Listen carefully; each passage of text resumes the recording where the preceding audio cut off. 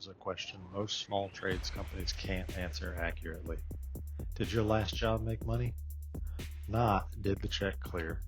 Not, does the bank account look okay? Did that specific job, when you account for every hour worked and every dollar spent, actually produce the margin you estimated? Most small operations don't know, and by the time they figure it out, if they ever do, the job is done, the crew has moved on, and there's nothing left to fix. That's what job costing solves. And today we're going to walk through what it actually is, why it matters, and how to build a simple version of it that works for a small operation.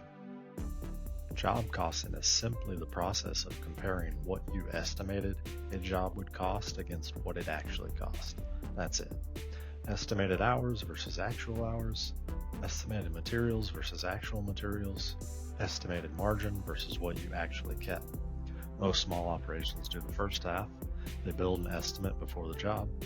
They commit to a price. They send a crew out.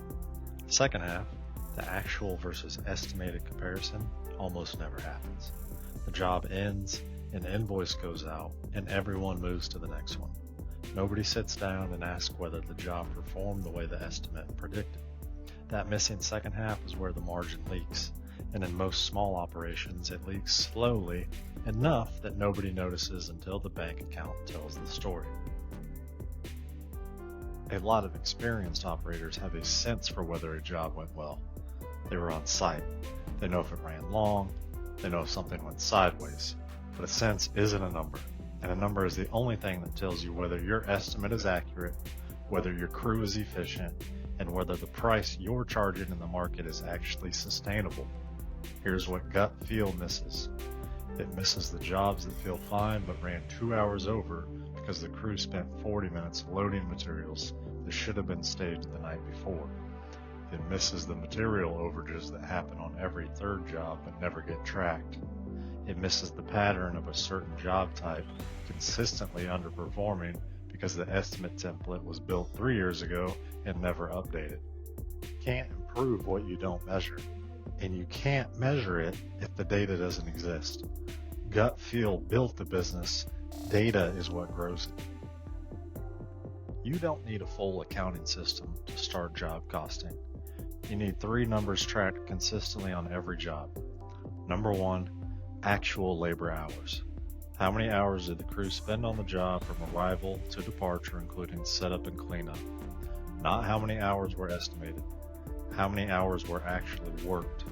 This one number, tracked over time, tells you whether your labor estimates are accurate and whether your crew is performing to standard.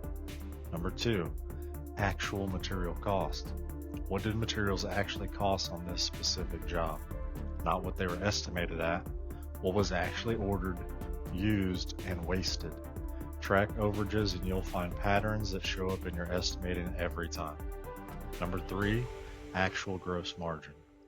Revenue minus actual labor costs minus actual material costs. That number, compared to your estimated margin, tells you whether the job performed. A job that estimated 30% gross margin but delivered 18% isn't a win just because it closed. It's a signal that something in the estimate, the execution, or both needs to change. 3 numbers, 1 simple comparison, done after every job. You don't need expensive software to start. You need a habit and a simple tracking document. Start with a basic spreadsheet.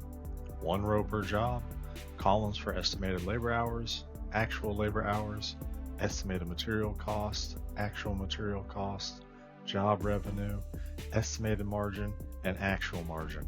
That's your job costing system version 1. The data has to come from somewhere. Labor hours come from your crew, which means they need to log their time per job, not just clock in and out of a workday. This is where your work standard from Video 2 connects directly. A crew that follows a documented process is a crew that can accurately report what they actually did. Material costs come from your purchase orders and receipts match back to job numbers. If you're not job numbering your material orders, you're flying blind. The goal in the first 90 days is just to have the data. Don't try to act on it immediately. Build the habit of capturing it, then let the patterns emerge. You'll find the same problems showing up on the same job types, and that's where you start fixing things. Job costing isn't a finance exercise. It's an operational feedback loop. Every job tells you something about your estimates, your crew, your materials, and your process. Job costing is how you listen. Without it, you're running the business on feel. With it, you're running it on data. And data is what turns a good operator into a great one. Next video, we're going to talk about the difference between being busy and being profitable, because those two things are not the same thing. And a lot of small trades businesses are very good at one and terrible at the other. Subscribe so you don't miss it. See you next video.